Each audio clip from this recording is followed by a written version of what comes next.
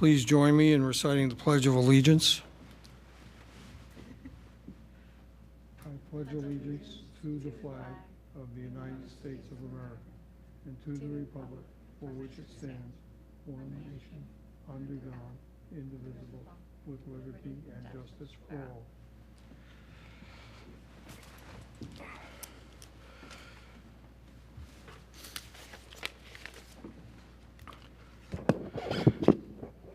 Thank you. It's my pleasure at this time to announce that we do have two new members recently appointed to our Board of Health, one of whom is not with us this evening, is returning to the area on a long flight from Asia and will be unable to be with us tonight, but expects to be with us at the next meeting. But we do have Dr. Laura Offit, who is the other appointee, and at this time I'd like to extend a very warm welcome to Dr. Offit and to ask you to tell us a little something about yourself. Well, thank you very much for having me. I'm thrilled to be here. I'm an internal medicine physician.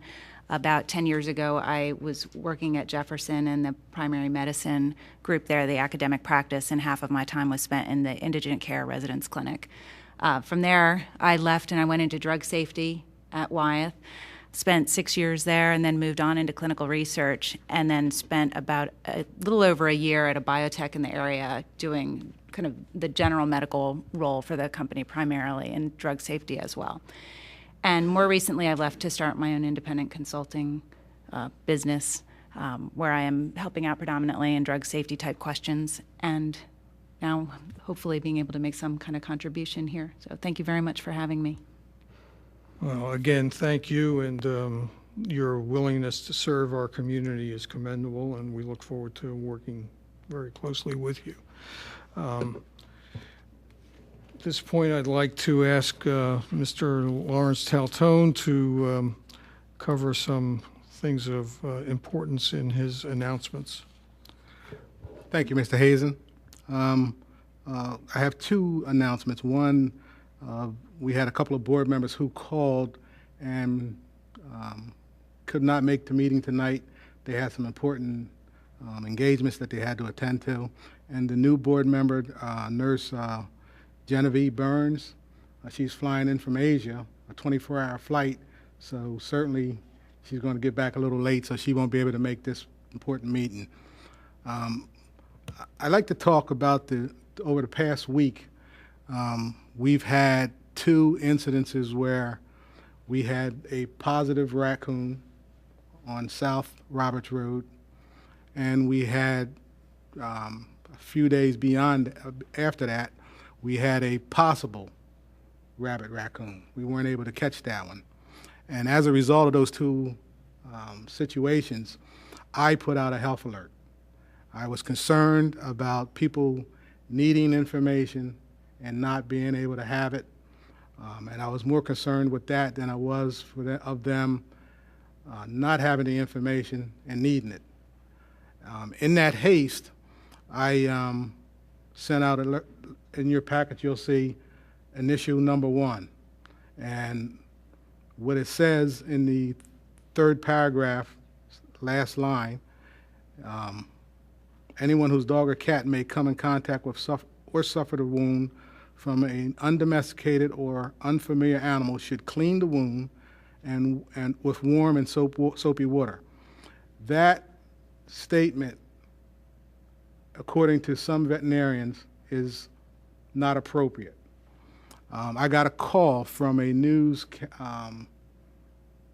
anchor who said that she was talking to a vet who says that statement should not appear. That's only for animals, not for humans. As a result of that, I created a second one, a revised version. That was after the first one on South Roberts Road. 3 days later, we had a second incident where there was a raccoon.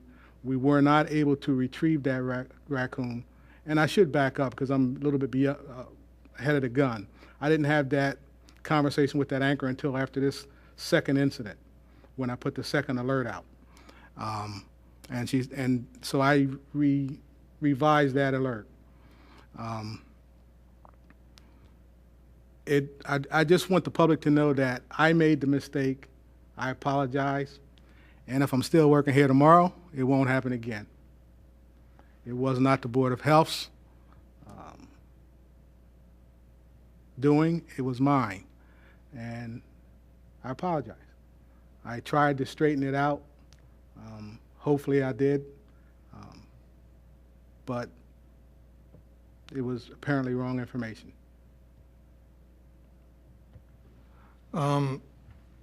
Thank you for that. You were in contact with Dr. Donato I did. on this issue? I did speak to Dr. Could you Donato. report on what your conversation was with him? Dr. Donato is a veterinarian and a member He is of a this board. veterinarian. And he wasn't as concerned as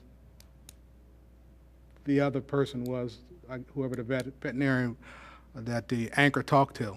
But after talking to him, I thought it was a good idea. And he says, well, I agree, just revise it. And that's what I did. I really wouldn't want to speak too much on him. I'd rather him speak for himself when he comes back next meeting. So, Larry, can you just say what the correct information is? Yeah, that there's some concern that if you wash the wound out with warm soapy water, that you'll push the virus around into the animal. Or that if you as a human wash the animal without gloves and you have a wound, that you may contract the virus. So the thought is that you not do that, you just take him to the vet.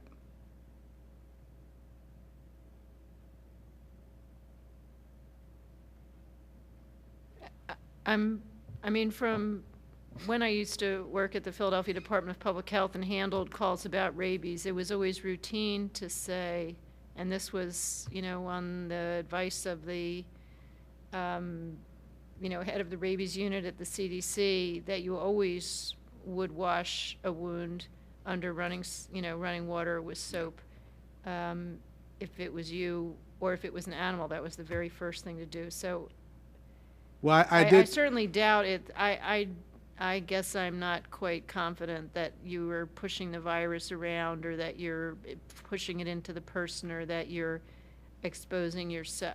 I'm just not confident that the virus would survive running water and soap and agitation like that. I mean, that's the whole reason we wash our hands. And so I'm not as concerned about it as this other vet was.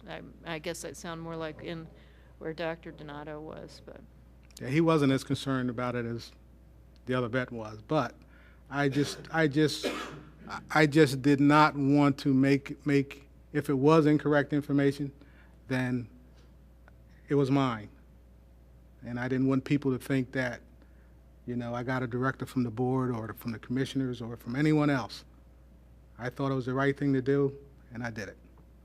Well, again, that I thank you for that sentiment, but that's not the real issue. The real issue is getting the correct information That's to our correct. citizens as to what they should do. And I'm not clear yet, because I also remember back from my days in Philadelphia that was the clear recommendation. So I'm concerned at this point that we don't know what is the currently best recommended best practice. I mean, did you look at the CDC website? What do they say? CDC's website for humans is clear to wash the wound out with warm soapy water for humans, but for animals it's unclear.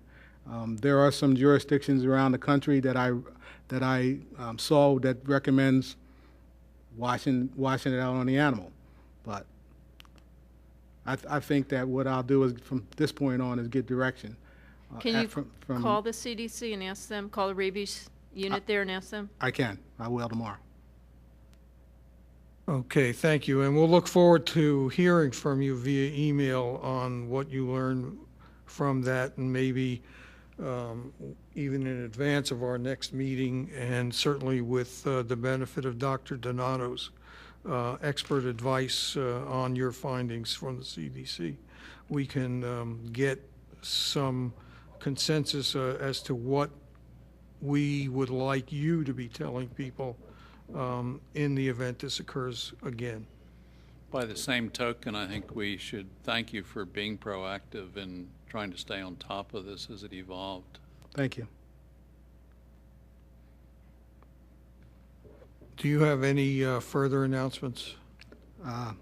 No, not at this point. Okay, the next item would be the minutes of the previous meeting. I've looked desperately through my packet, and I do not see the minutes of the previous meeting, which I sent out in draft form. So if they're not here tonight, we can defer a vote on that till the next meeting. It's Yeah, not I don't have it. important enough to hold the meeting up. So why don't we do that and move on to your health officer report? Thank you, Mr. Hazen. During the past month, we were able to get 14 food inspections of food establishments. We had a few issues along that line with some of those inspections. 8 bathing place inspections, 11 complaints, and 5 new rental housing. On informational issues, I just want to bring to the attention of the Board of Health that one of the requirements for food establishments within Radnor Township, within the state of Pennsylvania, is that every food establishment must have at least one certified food manager that's trained in food safety, employed in that establishment. I have 1 or 2 throughout the township that, that employee either left or for some other reason they don't have one, let their certification expire. On April the 6th, we're going to hold a certification class here and offer the examination. We currently have about 12 people that have registered for the class. I have a proctor that's going to come in and do the class. It's at no charge to the township. And we're going to offer the 1-day class. We're going to do the certification testing, and hopefully we're going to get some more people certified. That's going to be April the 6th. So if there's any food eateries out there that do not have a certified food manager, this is your time to get it before I come out and do your inspection. I have made the request for our annual rabies clinic. I'm told that it was advised to appraise this board that it has to go before the Board of Commissioners, so that before I can move forward. But I'm hopeful that we can move forward that project. Hopefully, we won't have as many animal complaints to deal with. Currently, we're dealing with probably 4 or 5 a month, which is way too many to be of animal complaints dealing with animals without vaccine. The Jazz Festival is moving forward. We met with the people from the Jazz Festival.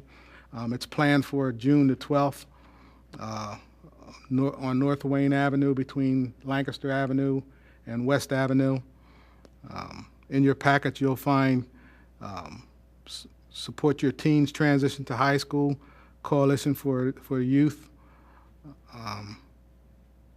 You'll find in your packet discounted prescription cards to help residents afford their medication. Also, you'll find a summary of the Johns Hopkins Public Health Study, which they did for Delaware County. The full report, I requested it, and it's on its way. As soon as I get that full report, I will make copies and distribute to the board. And also, you'll find your newsletter from National Association of Local Boards of Health Association. So ends my report. Thank you for that. Oh, I'm sorry, one other thing, Mr. Hayes, I apologize. We have here tonight, under announcements, Dr. Terrio, Dr. Anthony Terrio. His dog was the second dog that was affected by the rabies. He's here tonight to request permission from this board to home quarantine. I was out earlier this afternoon and did an investigation, so I'll give that a report at your pleasure. Well, since you've introduced it, we might as well do that now, but I guess, Dr. Terrio, if you want to take the microphone at the podium and formally make your request. Yeah, Mr. Hasten, I would like to request that. Could you just state your name? And It's Anthony Terrio, T-E-R-E-O, 317 Bryn Mawr Avenue. Continue. I have two dogs, Chocolate Lab and a Boxer. Wednesday afternoon, my guy was doing his spring cleanup in the yard, and with all the recent snow and storms, I've had some debris around the yard. I have a wood pile in the back right corner of the yard. When he was throwing the wood on there, he thought he had disturbed something, but he was working, didn't pay it that much attention. A few moments later is when the dogs cornered the raccoon in my yard. So a neighbor actually called me. I called my son. He was just finishing school. He was playing for Radnor football. He was in the workout room. I said, Chris, get home right away. It's a raccoon. It's daytime. Be wary of potential rabies. So he got there. The raccoon was treed at this point. He pulled the dogs off, got them in the garage. By the time he went back out to see if the raccoon was still there, it was gone. The Boxer did sustain a laceration on the scrotum and a small bite on the snout. Took him over to our vet, Dr. Kurt Hyde, Pets First on Haverford Avenue, or is that the county line? And he vaccinated him, washed him out, and I guess, as per regulation, contacted the county. I quarantined the dog on Friday morning. There's an animal hospital on Hickory Road behind the Plymouth Meeting Mall. The dog is still there, pending the board's approval of home quarantine. I have in the house, it's my wife, myself, and my son. He's a senior. Like I said, football's over, so he's a lot more available now. We've affixed a room that he will be quarantined in. I think that met with Mr. Caltone's approval. We're responsible. I realize there's some, with two dogs, ultimately the negligence would have to be mine for not having them both currently vaccinated. I finish work late. My last patient's like 7:15 to 8 o'clock. When the dog goes to the vet, it's usually not me. So I will pick another bone with Dr. Hyde because one dog is current and vaccinated, and they've both been there. So one dog is, one dog isn't. when did you realize that one dog was not up to date? When I said, Chris, if get Joey over to the vet right away. So I guess within an hour after the incident, he had the dog over to the vet. I called. I said, just when I got around to just investigate what had happened. I believe I even called from work while I was still at work, and he told me Joey hadn't been vaccinated. He told me 06. Mr. Taltone, he was informed 05, was it? 05. Yeah. So there's some discrepancy there, but both dates would mean that the boxer was out of date. And I know what the regulation is. As soon as you're out of date, that's considered an unvaccinated animal. I thought from an email from the, Dr. Donato, who's a vet on the board, that you were supposed to not vaccinate until 5 months into the quarantine. I didn't know that. So I don't, and there, the reason being that, no, I'm not saying you intentionally did something wrong, but I mean, I think it definitely affects the viability of quarantine being adequate to show signs and symptoms of rabies, which the animal could be incubating. So I don't know what the correct thing to do now about it is, but I know that it's an issue that would need to get resolved because, I mean, I think it's a reasonable, a reasonably high suspicion of rabies, and of course, rabies being generally 100% fatal isn't something that you want to mess around with. So, I mean, I think before we would know what to do, we would need an answer to that question about what does it mean now that the animal, in fact, was vaccinated after the bite. What, I'm also assuming Dr. Hyde probably could have been aware of that. I would think so, but I would hope so. But the fact that it was done is not what Yeah. is generally recommended, so. Well, I mean, it's also a little unsettling. Those are two things then. I know I have a dog and I get a notice from my veterinarian when any of their vaccinations need to be updated, no matter what it is. So that's, to me, incomprehensible that that didn't occur. And again, that's just a standard of practice that you would expect. Let me ask Mr. Taltone to give his report since you've alluded to his inspection. Certainly one of my concerns was Dr. Donato not being here tonight and being able to weigh in, because after this series of events, I need some clarity on a couple of issues. Now, Dr. Terrio does have a good area to keep him in, but there are a couple of issues as far as that area that I'm still not concerned with, not happy with, things that need to be corrected. I certainly would not recommend that we let him take the dogs tomorrow. I think that we need to take care of those issues and have Dr. Donato clear my mind on some things. But I do think that he's competent of taking care of it. I think if his son is the one that's going to be taking care of it, once we make that decision or the board makes that decision, I think they're capable of doing it. But we have some issues that I think we need to get squared away. My son, who would also be here, he's receiving currently at Short Procedure Unit at Bryn Mawr Hospital, he's receiving the preventative vaccine. And there was a very minute likelihood, but as Ms. Wishner said, that rabies is fatal, and it's better to err on the side of safety than not. I mean, also since, I obviously we can't get into a thing of sort of one veterinarian versus another. I mean, I think, again, I would seek guidance from the CDC. This is exactly what they're there for, is these kinds of questions. So,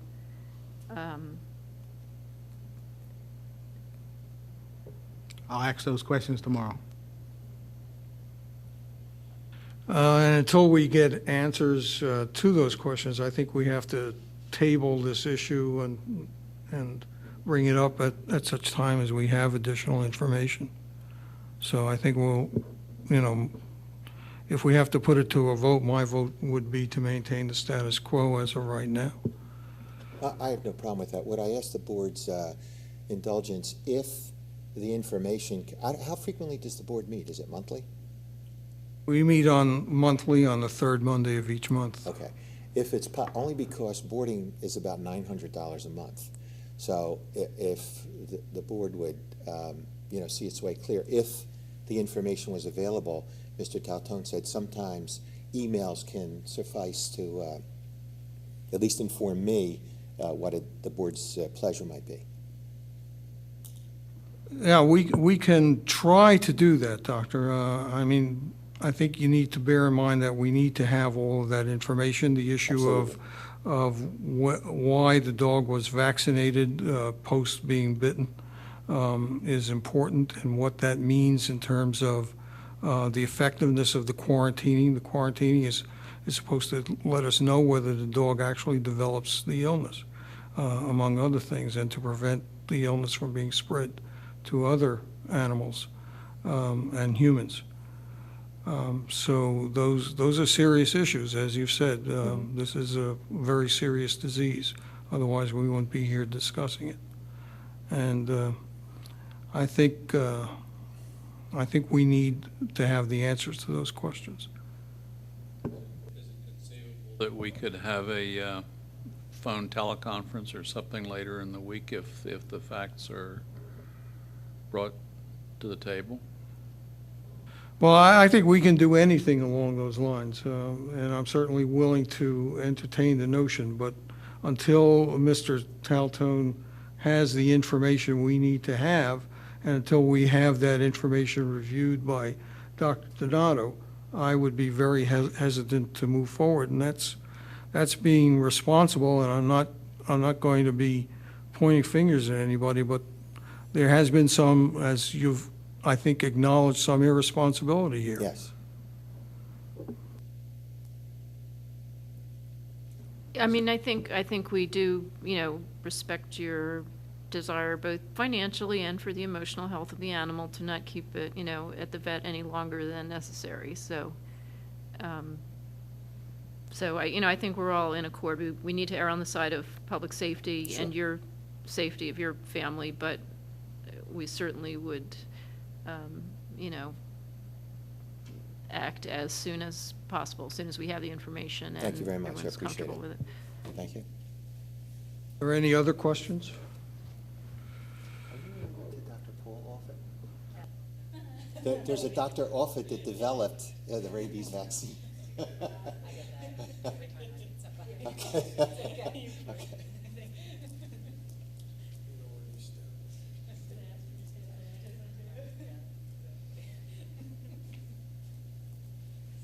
Okay, is there anything else? Anything else, Larry, any other segments to your report? No, sir. Okay, so you know what these issues you have to follow up on and get back to us, and Yes. in particular to Dr. Donato first and foremost. Yes. Thank you. Herb, I have a question about protocol. Does the health officer need to get a vote from the Board of Health in order to bend on this home quarantine issue? Yes. Okay, so do we have a mechanism? Does the Board of Health ever meet in between meetings for special session? Is that something we would ever consider? Is that something we'd want to consider? Well, I'm not sure. I think we want to, as someone else said, err on the side of being very cautious and have all the information we need to have, and to have an opportunity to discuss these issues. If we can do that electronically, as Dr. Ballard has suggested, I'm all for that. If there's a felt need to convene a special meeting, I don't know whether that meeting needs to be public. It probably should, in my view, as this one is. And then that gets into scheduling issues.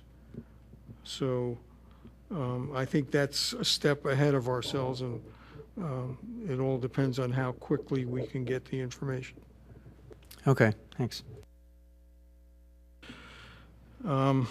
Anything else on that item? I was wondering if there was anything that had to be done. There was this packet of information about other animals and so forth.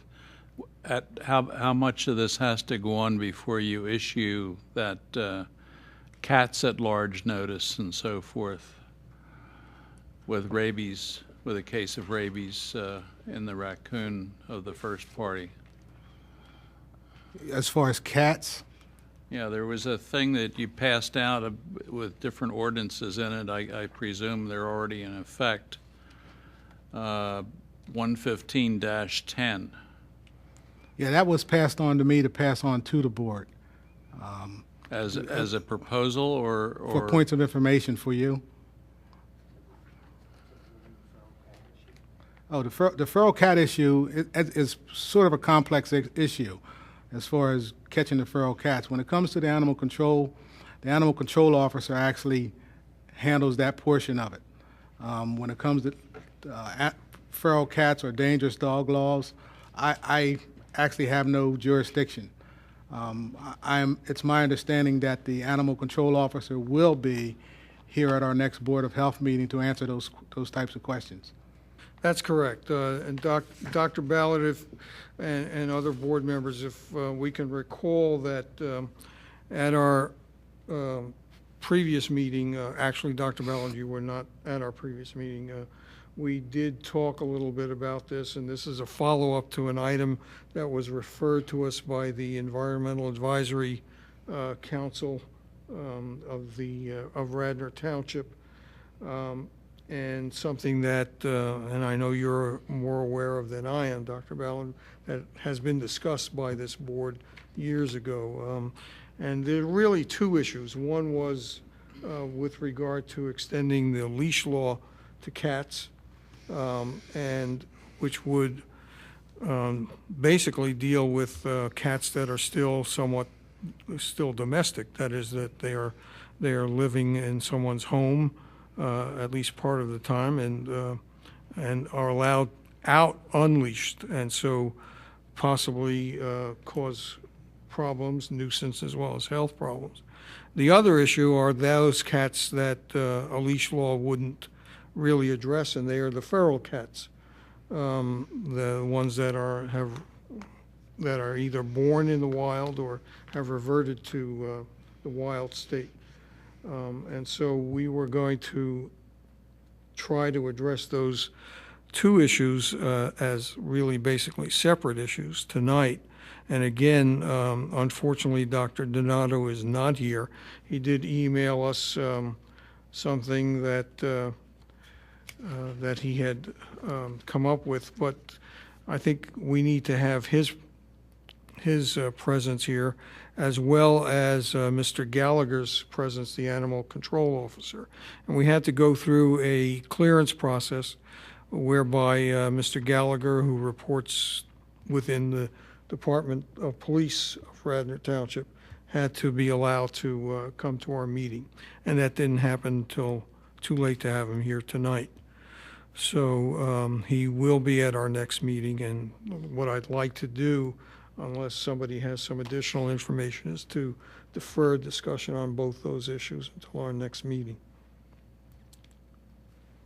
I was just concerned in this handout said it's already been approved by the commissioners of the township in 1991, and it says that following an issue of such a declaration, as in we're talking about it shall be unlawful for the owner of any cat to allow such a cat off a leash while outside.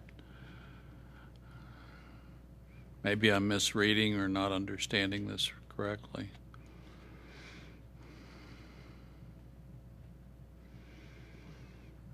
Unfortunately, I do not have in front of me what you are referring to.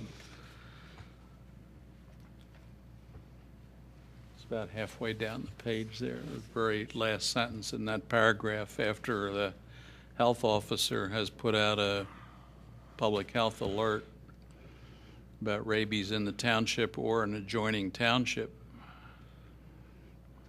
It's on the books. Yeah, and that would happen, as I understand it, if there's a case of rabies confirmed in the township or any municipality adjacent to the township. Is that your reading as well?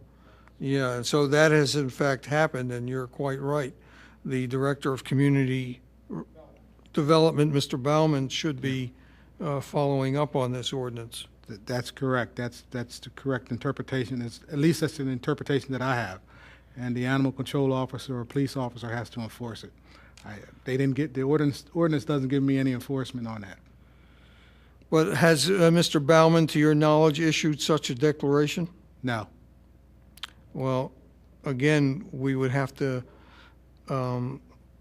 have that followed up on, and I'm willing to give him a call tomorrow morning and ask him about that. Since you report to him, he might have a problem. But I think if you would alert him that I will be calling him. I will. Thank you. And thank you, Dr. Ballard, for calling that to mind. I just want to make a note of that. So I don't know where my 115-10. Thank you. Forgot about that section.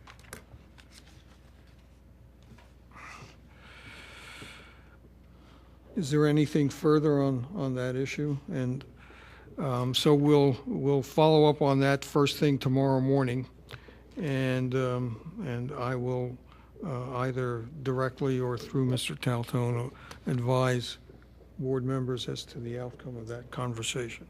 Thank you. Okay. As you know, Dr. Leader has taken the point on helping us to secure the services of an intern from Radnor High School, and I know she's been following up on that, and perhaps, Dr. Leader, you could give us an update. I had a few email responses from students, maybe 4 or so, but interestingly, they all asked if they could do it in the fall. They all were well into their spring semester already with their activities and their schedules already set. And so they said, can we start this in the, each one of them asked that independently, can they start this in the fall? So I guess I didn't realize at the time exactly how far this semester is already going. And so we may have to start it in the fall if that's okay with our group. I know we were going to use them for minutes taking as well, but I think, you know, we have a lot of interest as long as we can get it off the ground in the fall. They're just kind of set in their schedules already to start them in March or April. Well, that's fine. Would you recommend that we do any interviewing before the fall starts so that we can reach December with an intern identified to work with us? I mean, did I say December? September. I'm not sure. I'm not sure how many, if we interview them now and pick them now, if by September rolling around, if they'll still be in the same wave of activities that they thought they were going to be in. I don't know. We could. I could just take their names and say that we'll contact them in August and see if they're still interested then when they're heading out of their summer. Might be a good strategy. I'm open to other ideas. I think that's a good way to do it. Perhaps Ms. Henderson is still your contact at Radnor High School. Perhaps we could find out what other organizations that utilize high school interns for the fall, when do they start making their selections so that some good prospects don't get hauled in by somebody else. That's a good idea. I'll follow up with her tomorrow on that and see what the normal strategy Thank is. you. Anybody else have any questions or comments on that? Thank you, and that leads us right into your next area, Dr. Leader, is Emergency Preparedness Guide. You recall that we were going to be looking at the possibility of putting that on our Radnor cable channel as electronically, and The website. so that the website. So thank you. So people could access that information.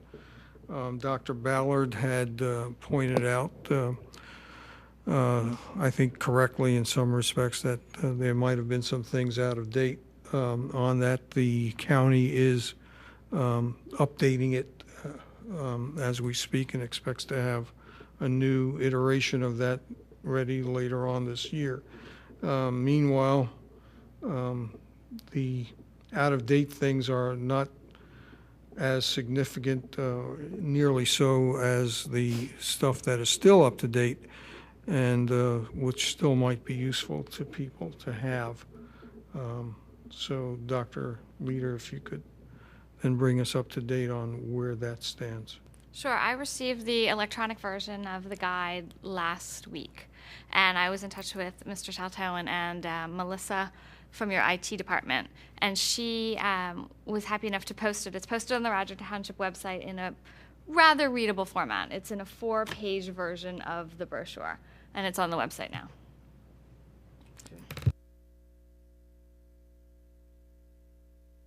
Delaware County did say that they were hoping to finish the updated one later in the summer, I think. So maybe when the new one comes out, we can again get the electronic one and put it there, which will help with a little bit with dissemination. I know it wasn't the original plan, but at least it gets it available. Yeah, and I really greatly appreciate your follow-up and following up so assiduously on that. It's, I think, great information, and as Dr. Donato said in one of his emails to somebody, our Board of Health is big on education. So that's a quote, and that's certainly true. Anybody else have any questions or comments about that? Hearing none, I'll move on to... I did have a thought about using our website, and I am an education pusher, but I was thinking about the county health report that Mr. Taltowan had forwarded to us, and I was wondering if we wanted to have a link to that report on our website as well, so maybe Radnor Township residents could find either the summarized version that we were sent or the full report. I don't know, but I just feel like the more things that we make available to people in more ways is not a bad thing. I totally agree with that, and I don't think it's an either-or proposition. I think for those who just want the executive summary, and that's all they're interested in, and some people might just want to start with that and then go to the full report if they're interested enough, or just stop with the executive summary. So I think that's certainly worth following up on. Mr. Taltowan, if it's easier, would you want me to be back in touch with Melissa again, coordinating that short report that I have? Or I don't have the long one, but I'll certainly help you. I don't want to dump these things on your plate. Whatever we can do. However it's easy for you. You can send We it have to the short one, but we don't have the long one. So if it's easier to pass the long one to me and I'll work with her, or you two just work directly to get it on the website, whatever is better for you. Well, I don't know what format they're going to send me the Okay. big report. Mm-hmm. The summary came electronically, Okay. so I'm waiting to see how that comes. Okay. Well, if you want to be in touch with me when you get it, Okay. let me know. And if perchance it comes in paper or something, I can help you get it electronically. Or if you need help, let me know. I guess it's the bottom line. Electronically, I will need help. 'cause Okay. That's IT. Let me suggest perhaps a third alternative to having both of them on the Radnor Township website. I can see having the executive summary easily accessible there, but my understanding, and correct me if I'm wrong, is that the county does have this already on their website somewhere, that the report is the full report is accessible electronically. I may be wrong on that. I don't know, but if it is, we can just include their, if interested readers wanting more information or the full report can log on to www, whatever it is. Create the link, yeah. I'll look into it. Thank you. Okay, I want to go on to Radnor Health Matters. A couple of you have asked me about when the last program, which was on human papillomavirus, HPV, and the preventive vaccines are being aired, and it has been aired. But for this week's schedule, if you want to make a note of this, it's on every day, Monday through Thursday, at 12 noon, and again at 3 p.m. And it's about a half an hour. On Friday, it will only be on at 12 noon.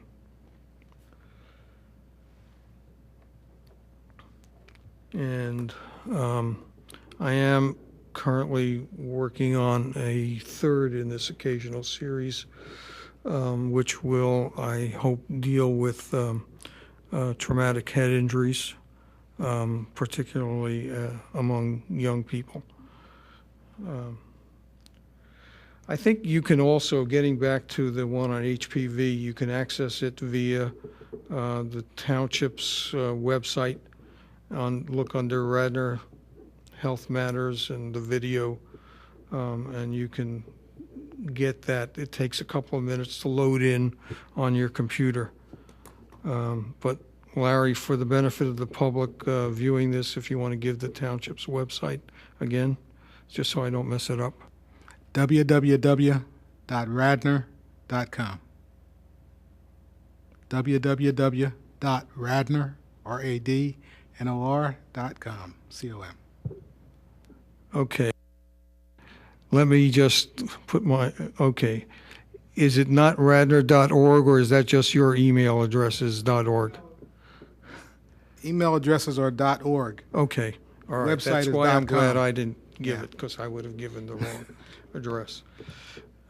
Great, thank you. At the last meeting of the Board of Health, we had a presentation from one of the Township Commissioners, Elaine Paul Schaefer, who was accompanied by Christy Shug, and they were both here actually representing the Community Coalition for Youth in Radnor. And as I speak, Mr. Doling is putting up on the screen for our viewers a copy of the flyer, which the coalition has put out regarding the event that is scheduled for Monday, April 19th at 7 p.m. here in this building. The Community Coalition for Youth in Radnor is designed to deal with primarily with drug and alcohol abuse issues as they affect our Radnor youth, and also as it affects the broader community, because it certainly does. And it's an issue that, as we discussed at the last meeting, should very much interest this board. And on that basis, by consensus, we agreed to be co-sponsors of this first mini conference, if for want of a better term. So that will again take place Monday, April 19th, here in this building at 7 p.m. Any questions about that? Okay. Any items for new business? I wondered if if we were going to discuss the report on Delaware County and public health, because there were a number of things in it as far as, needs that exist in the county. It's hard to know exactly what the situation is in the township as opposed to the larger county, but there were a number of points I'm sure do apply. So maybe we could schedule some, time for that at the next meeting, with everybody knowing that we were going to have that discussion. I think that's a great idea. I should have mentioned, Amy, that you have agreed to represent the Board of Health to the Community Coalition for Youth in Radnor, and I thank you for that. And that's by way of asking you to just sort of put together the parameters of our discussion so that we can get to where you would see us going ultimately after we finish discussing the county report on public health. Thank you. Okay. Herb, I'm just reminding you, I'm not going to be at the next meeting. I'll be out of town, so maybe if we could do that in 2 months, or will we still be? Okay, maybe we can do that in 2 months, and that's not a problem. I think there's enough for all of us to read, and we'll try and make sure that the executive summary and the full report are sent out to all of the board members, so that we can have ample opportunity to read it, and maybe by way of cross-pollination, if there are issues that anybody wants to bring up in advance of the May meeting, that we can raise questions along the lines of, having read the full report, I would call members' attention to page 31, paragraph 3, in which it says, et cetera, et cetera. What do you think of this? Or my comment is this. What do other members of the board think? And that could be a useful prequel to our discussion.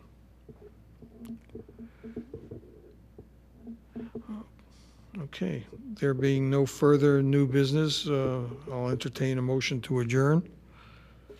So moved. Okay, any contraries? Anybody want to keep on going? All right, if none do, we are adjourned. Thank you.